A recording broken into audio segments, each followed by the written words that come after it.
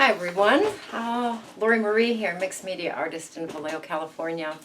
I posted Monday the little book of the little girl with painted hands. I didn't realize I didn't read you the story. So I got a comment from Donna that she said she didn't even know the story, so I thought I best to get on here and read the story to you so you know what the story is that goes in the little book. This is a story that I wrote. Okay, here we go. Today I'm going to tell you a story about a little girl that wanted very badly to fit in, a little girl that was filled with fear about being rejected for being different, a little girl that felt lonely even when she was surrounded by groups of people. Thank you, handsome hubby, for putting dishes away. Once upon a time, a long time ago, a little baby girl was born into a small village. Everyone was so excited when the little girl was born. They gathered around to sing her songs and to welcome her into the village. Everything seemed normal. But as the little girl grew, she noticed that she had something that no one else in the village seemed to have. She had paint on her hands. Beautiful paint. Pink, turquoise, yellow. And as she got older, the colors of the paint grew brighter. One day the little girl showed her mother the beautiful paint on her hands. Her mother rushed the little girl to the river and scrubbed the little girl's hands in the water. She scrubbed and scrubbed and scrubbed, but the paint would not come off.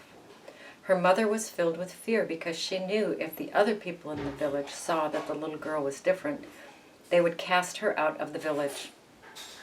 Only people with clean hands could live in this village. The little girl became fearful too. She did not want to have to leave the village. She started to hide her hands. She would not play with the other children. She was too afraid they would see her painted hands. She thrust her hands deep into her pockets and kept her eyes cast down. She was afraid, and she was different. Instead of playing with the other children, she would wander out of the village into the woods. She would touch the trees with her painted hands. She felt peace. She noticed that every time she put her hands on the trees would burst into color. She loved seeing the colors, but again, she was afraid. One day she wandered deeper into the woods, afraid that someone from the village would notice her painted hands. She was brushing her hands against the leaves, the rocks, the trees, even the birds that had become her friends. Everything was bursting with color. She heard a noise. She stopped touching things and quickly hid her hands in her pockets. Out from behind one of the trees, she could see a young boy, about her age, followed by a small group of people. They were all waving their hands proudly, proudly. They were waving their painted hands proudly. The young man approached the little girl and said something that she did not understand, a language that she had never heard before.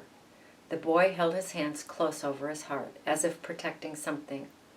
As the boy got closer to the little girl with the painted hands, he removed his hands from his heart and extended them to her.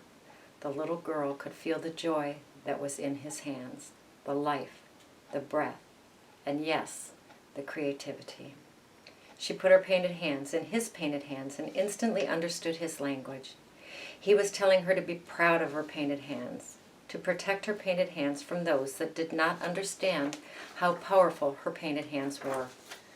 The young boy was telling her that if she was brave enough to touch other people with her painted hands, that she would give the gift of painted hands to others. For the gift of painted hands is a gift to be shared. That once she was brave enough to share the gift, she would never feel lonely again, that her heart would soar with joy. So I encourage you to be brave, to wave your painted hands proudly, to touch as many people as you can, for you have been given a gift. A responsibility, the responsibility to find others with painted hands that are still hiding them deeply in their pockets. Thank you again for joining me on this journey. Be kind to yourself. Go create, go play, go have fun.